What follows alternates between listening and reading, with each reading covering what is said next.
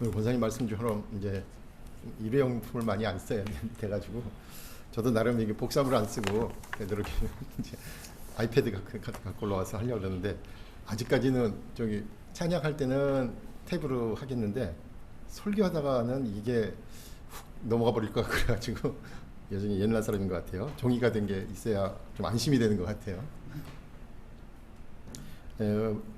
오늘 어떻게 보면 하나님 나라에 대해서 제가 생각해 보려고 하는데 일부에서도 좋은 말씀 해주신 것 같아요. 제가 하고 싶었던 구체적인 예들 이미 들어주셔서 너무나 감사합니다. 제가 이제 꺾어지도 합니다. 이렇게 가지 같은 꺾어가지고 모판에 심어서 꺾어지 하는데 그 중에 하나 지금 애를 쓰고 있는 게 천리향입니다. 천리향. 아버님 집에서 한 2년 전에 꺾어와서 요만한 것들 이제 모판에 해서 이제 뿌리를 내렸어요. 그래가지고 화분에 옮겼는데 이게 워낙에 자라질 않아요. 지난 여름에도 이게 자라는 둥, 마는 둥 그랬는데 이제 겨울이라 베란다로 내려놨죠. 옥상에 있던 것을 베란다로 내려놨는데 뭐가 이렇게 펴 있는 것 같은 거예요. 이 천리향을 보시면 아시겠지만 조그만 게 여러 개가 모인 게 한 송이거든요. 뭐가 하나 이렇게 터진 것 같아요. 그래서 화분을 들고 냄새를 맡아봤어요. 그랬더니 천리향 냄새가 나는 거예요. 그랬는데 야, 엄청 추웠잖아요. 지난주가 제일 추웠고. 예, 그래서 야, 근데 이 냄새를 맡으니까 갑자기 봄이라는 단어가 떠올랐습니다. 분명히 봄이 오고 있죠. 예수님 사역에 대한 내용, 예수님께서 무슨 일을 하셨냐라고 얘기할 때 크게 세 가지로 요약을 합니다. 하나님 나라의 그 내용을, 하나님 나라를 선포하셨고, 하나님 나라가 왔다, 온다, 뭐 이렇게 선포하셨고, 또 하나님 나라에 대해서 가르쳐 주셨고, 또 실제로 병자들을 고치시면서 하나님 나라의 능력이 우리 가운데 시작됐다라는 것을 보여주셨습니다. 그래서 선포하시고 가르치시고 또 고쳐주셨다, 이렇게 예수님 사역을 이야기하는데 하나님 나라의 모습도 그와 같다라는 생각이 듭니다. 아직까지는 완전한 모습은 아니지만 우리에게 봄날이 곧 오는 게 분명한 것처럼 하나님 나라도 분명하게 우리에게 오고 있다, 완전히 실현될 것이다 라는 것을 기대하게 만듭니다. 오늘 본문을 통해서 우리가 보는 세 사람의 이름이 나옵니다. 세 사람의 공통점은 감옥에 갇힌 바울이 위로를 얻었다, 이 세 사람 때문에 위로를 얻었다라는 거죠. 오늘 본문 내용이 아주 짧아요. 요즘은 한 절씩만 보면서 사람 이름에 집중하고 있습니다. 특별히 오늘은 세 사람을 살펴보려고 그러는데요. 아리스다고, 마가, 그리고 예수, 이 세 사람입니다. 유대인으로서 할례를 받았으며 바울과 함께한 유일한 할례파 유대인들이다. 그러니까 바울을 대개 유대인들이 반대했는데 바울을 따르고 도운 유대인 가운데서는 정말 극히 드문 이 세 사람이다라는 내용입니다. 아주 소수였고요. 이 공통점을 보니까 오늘 그래서 제목을 잡았는데 하나님 나라를 위해서 함께 일하고 있다, 이렇게 얘기하고 있습니다. 11절에 이렇게 나오죠. 그들은 할례파이나 이들만은 하나님 나라를 위하여 함께 역사하는 자들이니 라고 말하고 있기 때문에 그렇죠. 바울 서신은 전체적으로 신학자들마다 좀 차이는 있습니다만은 전체적으로 이 바울 서신의 전체적인 주제는 예수 그리스도를 통한 죄사함, 죄를 사하는 것에 대한 이 법률적인 부분들이 강조되니까 상대적으로 바울은 하나님 나라에 대해서 관심이 없었다라고까지 얘기하고 있습니다만은 오늘 본문에서는 분명히 바울이 하나님 나라, 하나님의 나라라는 단어를 사용하고 있습니다. 물론 오늘 본문도 보니까 이 하나님 나라가 이 땅에서 이루어지는 것이라기보다는 여전히 초월적인 영역에서 사후에나 종말의 시점에서 일어나는 것이라고도 얘기하는 것 같지요. 예, 그래서 바울 서신에서는 하나님 나라가 여기가 아니라 바로 이제 저기라는 것으로 강조되는 것으로 대개 얘기합니다.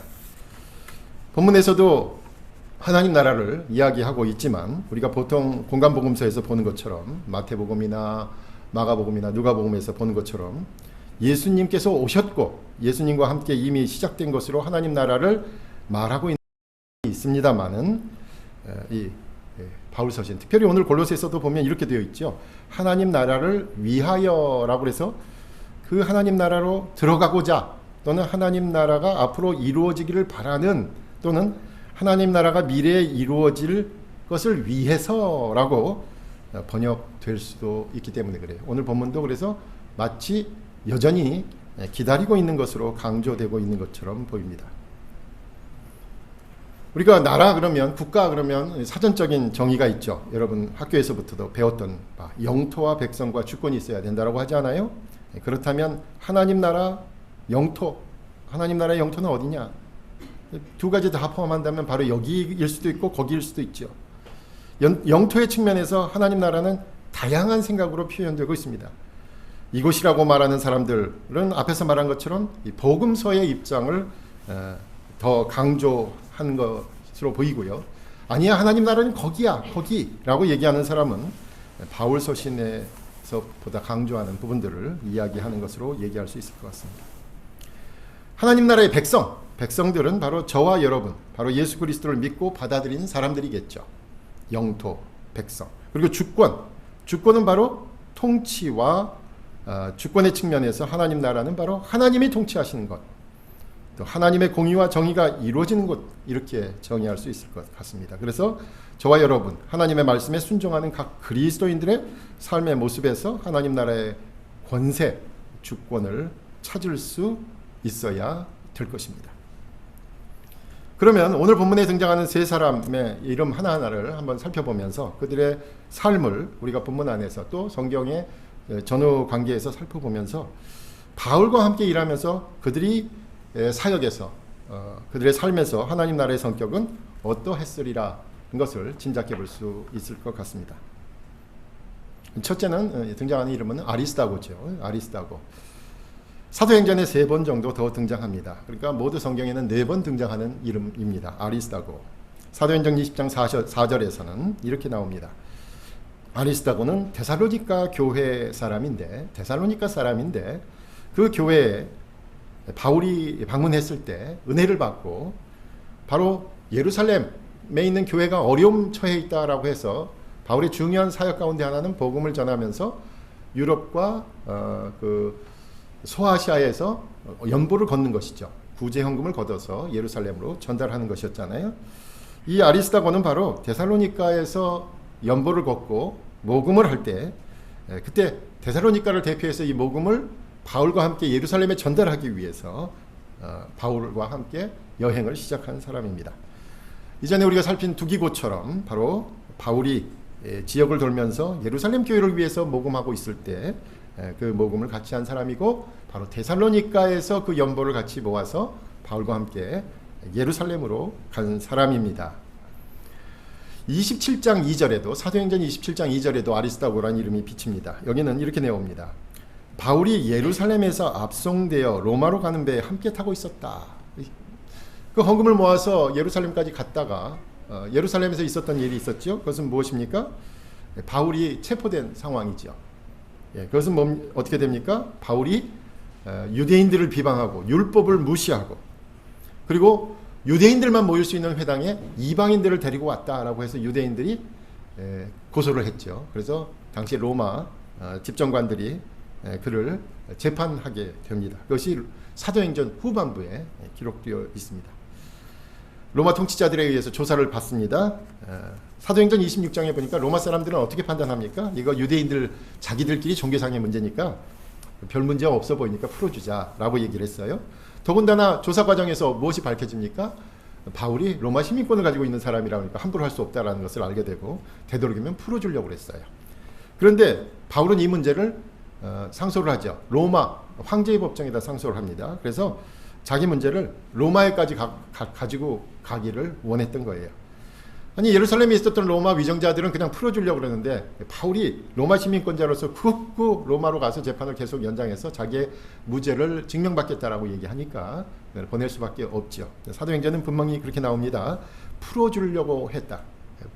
별 문제 없어 보였다. 그런데 바울이 후퇴어 로마로 가려고 했다라는 거죠. 그 이유는 바울이 바로 로마에 가서 복음을 전하기를 원했던 것이죠. 바울이 예루살렘에서 로마의 이 죄인들과 함께 호송될 때 그때 바울과 함께 있었던 사람이 바로 아리스다고였습니다. 가는 길에 폭풍을 만납니다. 또 배가 좌초돼서 한겨울을 나기도 하고요.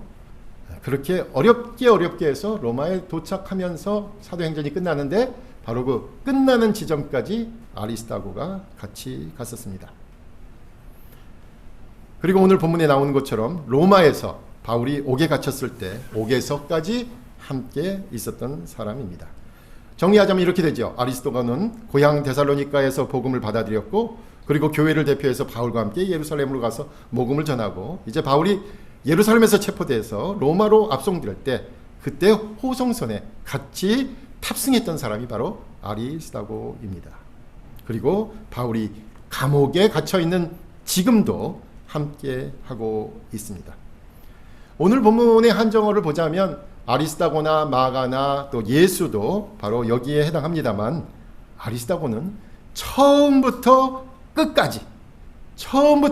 끝까지 함께 한 사람입니다. 아리스다고에게서 볼 수 있는 하나님 나라 사역에 필요한 부분은 바로 함께 하는 것이라는 사실입니다. 함께 하는 것이 하나님 나라의 성격에 맞다면 특별히 어려울 때 함께 하는 사람들이 하나님 나라의 모습에 가장 가깝다라는 사실이죠. 예수님께서도 마태복음 25장 35절에서 말씀하셨습니다. 다시 오셔서 양과 염소를 나눌 때 구원받을 자와 구원받지 못할 자를 나눌 때 그 기준이 분명하지요. 내가 줄일 때에 너희가 먹을 것을 주었고 목마를 때에 마시게 하였고 나그네 되었을 때 영접하였고 헐벗을 때에 옷을 입혔고 병들었을 때 돌보았고 옥에 갇혔을 때 와서 보았느니라 라고 예수님께서도 분명하게 말씀하셨습니다. 그 사람들은 그러죠. 양으로 구분된 사람들은 아니 우리가 언제 주님을 영접했습니까? 전혀 모르잖아요. 그런데 내 형제 중에 지극히 작은 자 하나에게 한 것이 곧 내게 한 것이니라 라고 예수님께서 말씀하셨습니다. 그렇다면 분명합니다. 하나님 나라는 지금 어려운 사람들을 돌볼 때 지금 어려움에 있는 이들과 함께 할 때 그리고 지금 어려운 이들의 형편을 같이 해결하고자 할 때 그 가운데서 시작되고 있는 것입니다. 사실 무슨 이유에서 아리스다고가 바울과 함께 갇혀 있는지는 알 수 없습니다. 그저 수사학적인 표현일 수도 있고요. 실제로 갇혀 있는 것인지도 알 수 없습니다. 그런데 한번 생각해 보세요. 우리 중에 정말로 좋아하는 정말로 사랑하는 우리 중에 누군가가 갇혀 있다면 우리가 너무나 좋은 관계인데 우리 중에 누군가가 아프다면 우리 너무나도 좋은 사람들인데 우리 중에 누군가가 어려움에 처해 있다면 우리는 마음으로 시간으로 그리고 물질로 그 어려운 사람과 함께 하게 됩니다. 그 어려움을 당한 사람의 입장에 서려고 말 한마디도 조심합니다. 그 곤란한 처한 사람을 계속 생각하면서 믿음으로 이기게 해달라고 간절하게 기도합니다. 그리고 그 시련의 때를 지나는 사람에게 세상 사람들은 어떨지 모르지만 계속 응원하고 있습니다 라는 것을 알리고 싶어합니다. 그래서 하나님 나라의 측면에서 지금 함께 갇혀 있다는 표현은 분명한 사실입니다. 그만큼 가까이 있다는 표현입니다. 그리고 더 나아가서 바울의 메시지는 여전히 강력한 반전의 의미를 담고 있습니다. 자신을 기소한 유대인들이나 감옥에 가두어두고 있는 현재 로마의 위정자들이 아니라 그리고 바울의 인생을 감옥에서 마감한 불쌍한 인생으로 요약하는 세상의 시각이 아니라 바로 지금 감옥에 갇혀있는 바울 자신이 하나님 나라에 합당한 사람이다 라는 것이죠. 세상의 세속적인 세계관을 뒤집는 시각을 제시하고 있기 때문입니다. 실제로 자신을 기소하는 검사가 아니라 소환을 당하고 조사를 받고 여론의 돌팔매질을 당하는 사람들 가운데 하나님의 정의가 있을 수 있다라는 반전의 메시지이기도 합니다. 아리스다고를 볼 때 하나님 나라는 분명히 어려울 때 함께하는 것에 있습니다. 그것도 끝까지 함께하는 것에서 체험될 수 있습니다. 두 번째 인물은 마가입니다. 마가는 바울과 관련해서 특별히 할 말이 많은 사람입니다. 사도행전 12장 12절에 따르면 그 마가는 요한이라고도 불렸습니다. 요한 마가. 어머니 이름은 마리아라고 되어 있고요. 아마도 그 집은, 마가의 집은 좀 유복했던 것 같죠? 여러 사람이 기도할 수 있는 곳이었다라는 표현이 있습니다. 그래서 마가의 집은 마가복음 14장 15절에 나오는 것처럼 예수님께서 유월절을 지낸 곳이다라고 이야기되기도 하고, 사도행전 2장 1절에서 나오는 것처럼 바로 120명의 성도들이 모여서 오순절날 성령 충만을 받은 곳이 바로 그의 다락방이었다, 이렇게 전해지기도 합니다. 이 요한 마가는 사도행전 12장 25절에 등장하는데, 마가는 바울과 함께 1차 선교 여행을 떠났을 때 함께 했습니다. 특히 이 요한 마가는 바나바의 조카지요. 그런데 문제가 생겼습니다. 15장 37절, 사도행전 15장에 보니까 바울이 2차 선교 여행을 떠날 때 마가를 데려갈 것이냐 말 것이냐를 가지고 바나바하고 바울 사이에 논쟁이 벌어졌어요. 바울 결국은 마가 데리고 갈 수 없다는 겁니다. 그리고 해서 결별하게 되고, 이 마가랑만 결별한 게 아니에요. 바나바도 이제 결국은 결별해서 바울은 그때부터 실라랑 다니고 바나바는 마가랑 같이 다니게 되었죠. 마가한테 무슨 일이 있었을까요? 왜 마가는 바울과 함께하지 않았을까요?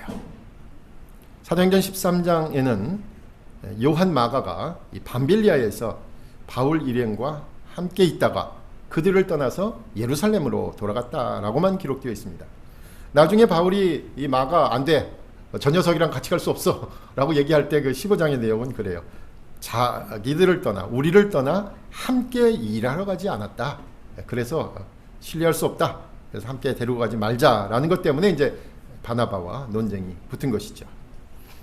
결국 바울은 실라와 함께, 그리고 바나바는 마가와 함께 각각 이제 선교를 떠나게 되었습니다만, 마가가 바울을 떠난 이유는 정확히 알 수는 없지만, 그것이 그때 같이 밤빌리아에서 같이 선교하지 않았던 것이 섭섭했던 것이죠. 그렇다고 이 요한 마가가 완전히 기독교를 떠난 것은 아닙니다. 디모데 후서 4장 11절에서 바울은 마가를 데리고 오라 라고 하면서 이제 마가를 다시 돌아보려고 합니다. 자신이 그렇게 반대했던 사람과 화해를 시도하고 있는 것이죠. 그리고 오늘 본문 골로새서에서도 그 허해졌던 마가가 지금 로마에서 바울과 마지막 시간을 함께 보내고 있다, 이렇게 얘기합니다. 이 요한 마가는 베드로 사도와 또 함께 사역을 했습니다. 베드로전서 5장 13절에 보면 이 마가를 베드로는 이렇게 표현해요. 내 아들 마가, 내 아들 마가. 베드로 사도에게 인정을 받은 거예요. 그리고 우리가 짐작할 수 있는 것은 그 베드로에게서 들은 예수님의 이야기를 복음서에 적은 것이 바로 이제 마가복음이다, 이렇게 추정할 수 있을 겁니다. 마가가 신앙을 가진 것은 아마도 이렇게 얘기할 수 있겠죠. 그의 집이 기도할 수 있을 때, 여러 사람들이 모여서 기도할 수 있을 정도로 공간이 컸기 때문에 집에 기도하러 오는 사람들을 통해서 신앙을 가질 수도 있었을 거고요. 어머니 또 삼촌 바나바를 통해서 신앙이 성장했을 것입니다. 만약에 부정적으로 본다면, 그런데 다소 나이브한 믿음을 갖고 있다가 한번 선교하겠다고 바울 사도를 따라서 나섰지만 어려움 당하자 너무 힘들어서 예루살렘으로, 자기 집이 예루살렘이니까 예루살렘 집으로 돌아갔다, 이렇게 해석할 수 있는 거죠. 만약에 그 버전이 맞다면, 그 해석이 맞다면, 바울은 마가의 연약한 신앙이, 나이브한 신앙이 성장할 때까지 기다리고 참고 배려하다가 결국은 화해하여 관계를 회복한 것이다, 이렇게 볼 수 있습니다. 하나님의 나라는 신앙을 이제 막 가지게 된 사람을 기다리고 참고 배려하는 것에서 나타납니다. 신앙이 깊고 좋은 사람들만 구성된 것은 아니다라는 말씀입니다. 제가 개인적으로 교회개혁 운동을 하는 진영에 갖고 있는 안타까운 가운데 하나는 뭐냐면, 이게 서울 중심이라는 거예요. 되게 우리가 뭐 권자경 거의 서울, 물론 지방에도 있습니다만 서울 중심인 확률이 높고요. 또 하나는 뭐냐면 지식인들 중심이래요. 그래서 제가 옛날에 목회했던 지방의 교회는 어떻게 같이 참여할 수 있는 길이 거의 없어요. 그러니까 좀 배운 사람들 중심이에요. 엘리트 팩트 중심의 교회개혁 운동도 우리가 넘어야 될 장애 가운데 하나인데, 오늘 본문은 오히려 바울과 마가의 화해를 보면서 신앙적으로 연약해 보이지만, 아직까지 우리와 함께하지 않지만 그들과의 화해까지도 모색한 것에 하나님 나라의 성격이 있다, 이렇게 얘기할 수 있을 겁니다. 조금 마가를 좋게 보면 이렇게 볼 수도 있습니다. 하나님 나라의 측면에서 마가가 기록한 마가복음은 아까 초두에도 얘기한 것처럼 바울이 기록하고 있는 바울 서신의 하나님 나라의 모습과는 많이 다르죠. 마가는 바로 역사적 예수, 마가복음. 그러면 대개는 이제 제일 처음 기록된 복음서가 마가복음이라고 생각하는데, 마가복음을 간단하게 요약하기는 쉽지 않지만 대개 고난받는 메시아로서의 예수님 증언하고 있고, 이 사도들도 마가복음에 보면 예수님을 크게 오해해가지고 예수님에게 꾸중 듣는 내용이 상당히 많이 기록되어 있습니다. 그런 면에서 예수님을 만났고, 영적으로만 만났고, 예수님을 영적인 의미로 죄사함에 대한 영적인 의미만 강조하는 바울의 생각에 마가는 동의하지 않았다라고도 생각할 수 있습니다. 특별히 어떤 학자는 마가복음 14장 51절에 보면 예수님께서 겟세마네 동산에서 기도하시고 나서 체포되실 때 마가복음에는 아주 흥미로운 대목이 하나 있죠. 14장 51절 52절에 보면 청년 하나가 혼 이불을 걸치고 따라가다가 군인들한테 발각돼서 벗은 몸으로 도망한 사람이다. 이게 복음서에 뭐냐? 뜬금없이. 그래서 바로 이 사람이 마가다, 이렇게 얘기하기도 합니다. 그렇다면 이렇게 되는 거예요. 마가는 역사적으로 예수님을 직접 본 거예요. 살아계신 예수님을 본 거예요. 체포되실 당시에도 쫓아간 거예요. 어쨌든 그래서 그 직접 만난 예수님을 통해서 그 예수님께서 선포하시고 가르치시고 병 고치는 사역을 통해 여기서, 이 땅에서 이미 시작된 하나님 나라에 대해서 더 관심이 많았던 거예요, 마가는. 그렇다면 단순히 신앙적인 문제뿐만이 아니라 신학적으로도 바울과는 다소 다른 생각을 가졌던 마가와 하나님 나라에 대해서 그곳, 나중에 갈 곳, 종말에 이루어질 것이라고 봤던 바울이 같은 하나님 나라에 대해서 서로 다르게 생각했던 두 사람이 화해한 것이다 라고도 얘기할 수 있습니다. 신학적으로 다양하게, 성경에 대해서 다양하게 접근하는 사람들까지도 포용하는 것에서 그 하나님 나라의 폭이 드러나고 있는 것이죠. 구약 열왕기하 10장 15절에는 폭정을 일삼는 아하방 있지 않습니까? 이세벨 여왕과 아하방의 대항에서 북왕국 이스라엘에서 반정부 활동이 일어나죠. 이때 예후라는 인물과 여호나답이라는 인물이 연합해서 아합을 대적해서 일어납니다. 예후와 여호나답이 연합하는 조건은 어떤 것이었을까요? 열왕기하 10장 15절은 딱 한 가지 조건입니다. 이렇게 얘기합니다. 내 마음이 내 마음을 합하여 진실함과 같이 내 마음도 진실하냐. 한마디에 서로 진실하냐? 그러면 우리가 손을 잡고 아합에 싸우자. 이 내용 하나뿐이밖에 없어요. 서로에 대해서 진실한 마음 하나, 이거면 다 되었다는 거죠. 내가 체험한 대로만이 아닙니다. 내가 알고 있는 대로만도 아닙니다.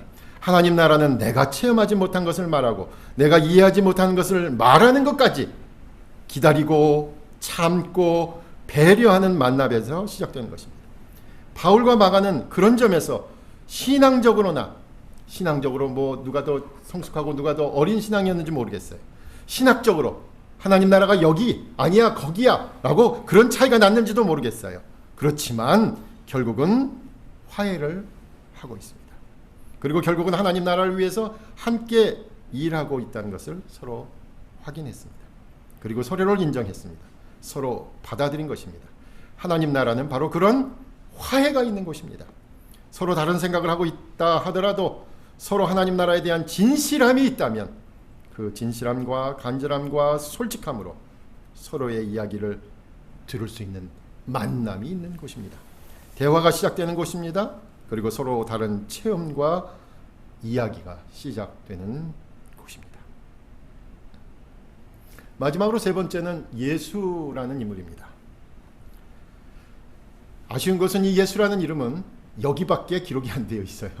아무것도 없어요. 이 예수라는 이름은 구약의 여호수아, 영어로는 조슈아의 이제 헬라어 번역이 바로 예수입니다. 그 뜻은 우리가 아는 것처럼 구원자라는 뜻이죠. 라틴어 이름도 유사하게 유스투스, 라틴어 이름으로 적어서 저스티스와 하는 것처럼 정의로운 이런 의미를 갖고 있으니까 아마도 유대인으로서 율법을 강조하는 이름이었다라고 생각할 수 있습니다. 이름이 유스도고 또 예수입니다. 예수라는 이름은 그렇게 드문 이름은 아니었다 그래요. 좀 많이 듣는 이름이었습니다. 아마도 유대인들 가운데 구원자 메시아를 기다리는 마음으로 예수라는 이름을 아들에게 붙여줬을 것입니다. 그런데 한번 생각해 보세요. 예수라는 이름을 쓰고 있어요.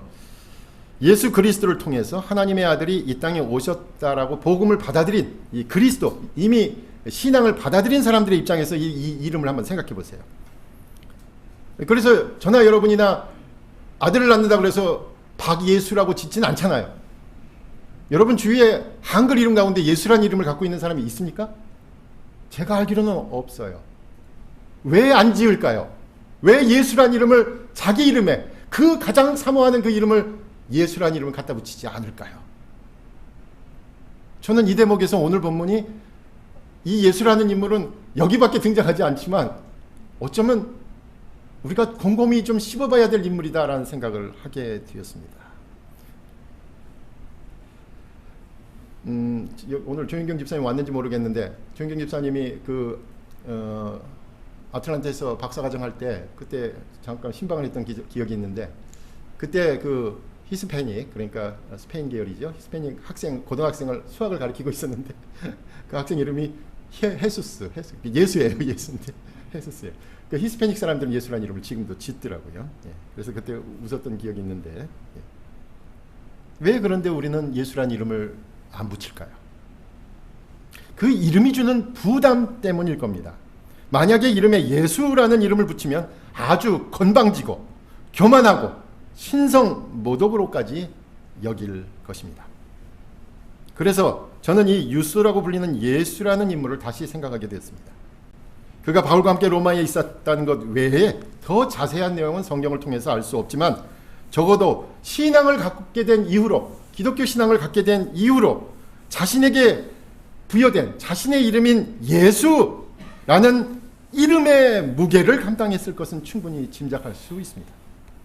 예수라는 이름이 가져다주는 삶의 무게를 평생, 예수님 믿고 나서부터는 그 이름이 내가 믿고 있는 예수님과 내 이름이 같단 말이죠. 그러니 그 이름에 대한 무게, 그 이름이 갖고 있는 삶의 무게를 감당하며 살았을 것입니다. 자신의 이름을 부르면 하나님의 아들 예수 그리스도를 떠올릴 수밖에 없었을 것이고, 그 예수라는 이름이 가져다주는 삶의 무게를 계속 지고 살았을 것입니다. 그래서 자신의 이름을 떠올릴 때마다, 그리고 남들이 자신의 이름을 부를 때마다 그 예수라는 이름에 부끄럽지 않은 삶을 살아야 한다고 몇 번이고 다짐하며 다짐했을 겁니다. 저와 여러분에게도 그런 이름의 무게가 있잖아요. 그리스도인, 그 이름의 무게가 있습니다. 요즘처럼 부정적으로만 해석이 되는 때에 그리스도인이라는 이름을 드러내는 것 정말 힘든 때입니다. 말 잘하고 자기 주장 강하고 남을 배려할 줄 모른다는 거죠. 아주 권위적이면서 이익에 발빠르고 아주 위선적이라는 이미지와 함께 그리스도인들을 바라보기 때문입니다. 이럴 때 저와 여러분은 더욱 그리스도인으로서 삶을 고민하고 돌아보고 점검하며 살아야 할 것입니다. 더욱이 언덕교회 교인, 이것도 무게가 있는 것 같아요.